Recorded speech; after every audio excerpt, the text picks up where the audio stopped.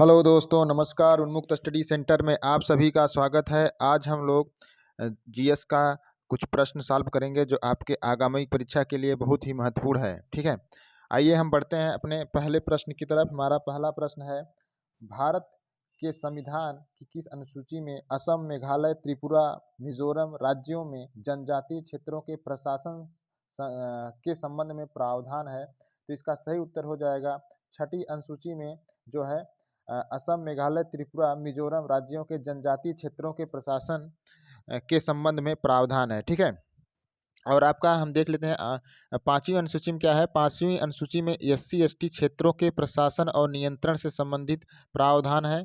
और आपका 10वीं अनुसूची में आपका दल बदल से संबंधित प्रावधान है। और चौथी अनुसूची में आपका राज्यसभा के प्रतिनिधित्व से संबंधित प्रावधान है। ठीक है, आइए हम बढ़ते हैं अगले प्रश्न की तरफ। हमारा अगला प्रश्न है, कंप्यूटर वायरस होता है तो कंप्यूटर वायरस एक विशेष प्रकार का प्रोग्राम होता है, कंप्यूटर प्रोग्राम होता है। ठीक है, आगे बढ़ते हैं। अगला हमारा प्रश्न है, न्यूक्लिक अम्ल की खोज सबसे पहले किसने की थी? तो इसका सही उत्तर हो जाएगा ए, फ्रेडरिक मिसर ने किया था। ठीक है, न्यूक्लिक अम्ल की खोज फ्रेडरिक मिसर ने किया था। न्यूक्लिक अम्ल एक बहुलक मैक्रो अणु होता है जो एक लकिक न्यूक्लियोटाइड की श्रृंखलाओं से बनता है। यह दो प्रकार का होता है, आरएनए तथा डीएनए। आइए अगला प्रश्न है हमारा, हड़प्पा सभ्यता के कस्बों को किस पैटर्न में रखा गया है? तो इसका सही उत्तर हो जाएगा बी, रेक्टेंगुलर ग्रिड में रखा गया है। ठीक है, क्योंकि इसकी जो मकान है आयताकार खंडों में निर्मित है, सड़कें एक दूसरे को संपूर्ण पर काटती हैं, मकान एक मंजिला से लेकर 3 मंजिला तक होते हैं, इसमें प्रकाश जल निकासी की उत्तम व्यवस्था थी। आगे बढ़ते हैं। अगला हमारा प्रश्न है, जलालुद्दीन मोहम्मद किस नाम से प्रसिद्ध था? तो इसका सही उत्तर हो जाएगा आपका अकबर, अकबर के नाम से प्रसिद्ध था। और जिसमें ऑप्शन और में देख लेते हैं, बाबर का पूरा जो नाम था वह जहरुद्दीन मोहम्मद बाबर था। और इसमें शाहजहां का पूरा जो नाम था अबुल मुजफ्फर शहाबुद्दीन मोहम्मद शाहजहां था। औरंगजेब का पूरा जो नाम था वह था मुहिउद्दीन मोहम्मद औरंगजेब आलमगीर था। आगे बढ़ते हैं। अगला हमारा प्रश्न है, गतिज ऊर्जा की मानक इकाई क्या है? तो इसका सही उत्तर हो जाएगा गतिज ऊर्जा की मानक इकाई जूल है। और किसी वस्तु में उसकी गति के कारण जो ऊर्जा विद्यमान होती है उसे गतिज ऊर्जा कहते हैं। इसका सूत्र होता है K बराबर 1/2 mv²। आगे बढ़ते हैं। अगला हमारा प्रश्न है, वर्ष 1917 में चंपारण सत्याग्रह किस राज्य में प्रारंभ किया गया? तो इसका सही उत्तर बिहार में किया गया था। वर्ष 1917 में चंपारण सत्याग्रह बिहार राज्य में चंपारण जिले में प्रारंभ किया गया था। इसका नेतृत्व महात्मा गांधी ने किया था। यह भारत में महात्मा गांधी द्वारा प्रारंभ किया गया पहला सत्याग्रह था।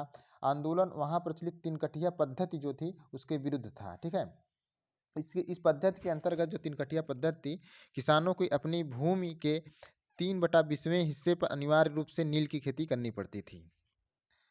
आगे बढ़ते हैं। अगला हमारा प्रश्न है, देखिए इसमें कुछ समाचार पत्र हैं और उसका मिलाना है हमको। समाचार दर्पण जो था जेसी मार्समैन की है, और मिरातुल अखबार राजा राम मोहन की है, केसरी बेजी तिलक बाल गंगाधर तिलक की है, यंग इंडिया महात्मा गांधी की है। आगे बढ़ते हैं। अगला हमारा प्रश्न है, किसी नए राज्य के गठन के लिए भारतीय संविधान के किस अनुसूची में संशोधन करने की आवश्यकता होती है? इसका सही उत्तर हो जाएगा आपका दूसरी अनुसूची में संशोधन करने की आवश्यकता होती है, क्योंकि प्रथम सॉरी किसी सूची में संशोधन करने की प्रथम अनुसूची में संशोधन करने की आवश्यकता होती है। ठीक है, और भारत उसके राज्य का वर्णन जो है संविधान के अनुच्छेद 1 से 4 से भारतीय अनुच्छेद 1 से 4 तक है। ठीक है, आगे बढ़ते हैं। अगला हमारा प्रश्न है, किसकी कमी से क्वाशियोर नामक विकार उत्पन्न होता है? तो प्रोटीन की कमी से क्वाशियोर नामक विकार उत्पन्न होता है। यह रोग बच्चों में होता है, इससे बच्चों का विकास रुक जाता है। और मरास्मस नामक रोग भी प्रोटीन की कमी से होता है। आगे बढ़ते हैं। अगला हमारा प्रश्न है, अंग्रेजों ने आज़ादी के लिए लड़ रहे भारतीयों द्वारा उठाई गई शपथ के वे सिर्फ भारतीय निर्मित सामानों विशेष रूप से कपड़े का उपयोग करेंगे को आंदोलन कहा गया। तो इसे स्वदेशी आंदोलन कहा गया। स्वदेशी आंदोलन में ये कहा गया कि जो 1905 में हुआ था, और कि इसमें जो भारतीयों द्वारा जो निर्मित सामान है उसी का उपयोग किया जाए। आगे बढ़ते हैं। अगला हमारा प्रश्न है, निम्न में कौन राज्य सूची में शामिल है।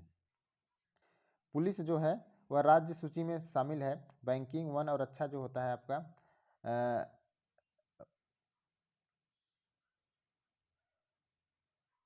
वन जो आपका है समवर्ती सूची में शामिल है। बैंकिंग और रक्षा जो है आपका संघ सूची में शामिल है। आगे बढ़ते हैं, अगला हमारा प्रश्न है पीएच स्केल की रेंज कितनी होती है, ये हमको बताना है। पीएच स्केल की जो रेंज होती है 1 से 14 होती है, 0 से 14 होती है। आगे बढ़ते हैं, अगला हमारा प्रश्न है यदि आप अधिक रैम स्थापित करते हैं तो माइक्रोसॉफ्ट विंडोज आधारित कंप्यूटर पर क्या असर होता है। तो यदि हम अधिक रैम स्थापित करने पर माइक्रोसॉफ्ट विंडोज आधारित कंप्यूटर तेज़ी से कार्य करने लगता है, क्योंकि इसकी कार्य क्षमता को जो है बढ़ जाती है।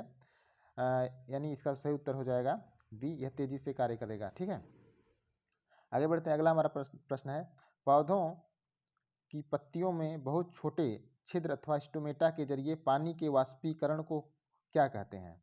तो इसका सही उत्तर हो जाएगा सी, ट्रांसपीरेशन कहते हैं। ठीक है, स्टोमेटा के जरिए पानी के वाष्पीकरण को ट्रांसपीरेशन कहते हैं। आगे बढ़ते हैं, अगला हमारा प्रश्न है निम्नलिखित में कौन सा युग्म सही सुमेलित नहीं है।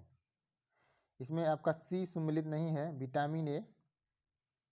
ठीक है, और विटामिन ए की कमी से रतौंधी नामक रोग होता है, न कि गठिया रोग होता है। विटामिन डी सुखंडी होता है, सही है। विटामिन सी से मसूड़ों में खून आता है, ये भी सही है। विटामिन बी1 से बेरी रोग होता है, ये भी सही है। अगला हमारा प्रश्न है प्रशासनिक सुधार आयोग 1967 जिसने पहली बार लोकपाल और लोकायुक्त बनने की संस्तुति की थी के अध्यक्ष थे। तो इसका सही उत्तर हो जाएगा आपका मोरारजी देसाई थे, ए। ठीक है, मोरारजी देसाई थे। आगे बढ़ते हैं, अगला हमारा प्रश्न है निम्नलिखित में कौन सा एक भारत के संविधान की 8वीं अनुसूची में शामिल की गई भाषाओं का सही संयोजन है। तो इसका हमको सही उत्तर बताना है बी, संथाली, उर्दू, कोंकणी और मैथिली। आगे बढ़ते हैं, अगला हमारा प्रश्न है देखिए इसमें लंबाई दूरी इकाई दी गई, उसके समतुल्य क्या होगा ये हमको बताना है। देखिए 1 नैनोमीटर जो होता है ये 10⁻⁹ मीटर होगा, इसका 3 हो जाएगा ए का। 1 माइक्रोमीटर जो होता है 10⁻⁶ हो जाएगा। और एक एंगस्ट्रॉन जो होता है आपका 1 एंगस्ट्रॉन बराबर 10⁻10 मीटर। ठीक है, और 1 पिकोमीटर बराबर हो जाएगा 10⁻12 मीटर। आगे बढ़ते हैं, अगला हमारा प्रश्न है मांसपेशियों के निर्माण, उनके बढ़ने और एंटीबॉडी बनाने के लिए निम्नलिखित कौन सा आवश्यक है। तो इसका सही उत्तर हो जाएगा प्रोटीन आवश्यक है, ए। ठीक है, मांसपेशियों के निर्माण, उनके बढ़ने एवं एंटीबॉडी बनाने के लिए प्रोटीन आवश्यक है। प्रोटीन कोशिकाओं, जीवद्रव्य तथा ऊतकों के निर्माण में भाग लेता है। यह शरीर की वृद्धि के लिए आवश्यक है, इसकी कमी से शरीर का विकास रुक जाता है। आगे बढ़ते हैं, अगला हमारा प्रश्न है भारतीय संविधान के निम्नलिखित में से किस अनुच्छेद द्वारा अस्पृश्यता की समाप्ति की व्यवस्था की गई है। तो इसका सही उत्तर हो जाएगा 17 में अस्पृश्यता की समाप्ति की व्यवस्था की गई है। आगे बढ़ते हैं, अगला हमारा प्रश्न समुद्री घास निम्नलिखित तत्व का मुख्य तथा महत्वपूर्ण स्रोत है। इसका सही उत्तर हो जाएगा आयोडीन है। ठीक है, आयोडीन से जो है समुद्री घास तत्व का मुख्य महत्वपूर्ण स्रोत है। आगे बढ़ते हैं, अगला हमारा प्रश्न है स्थिर गति से दौड़ रही एक रेलगाड़ी में बैठा यात्री लंबवत ऊपर की दिशा में गेंद ऊपर फेंकता है, वे गेंद कहाँ गिरेगी।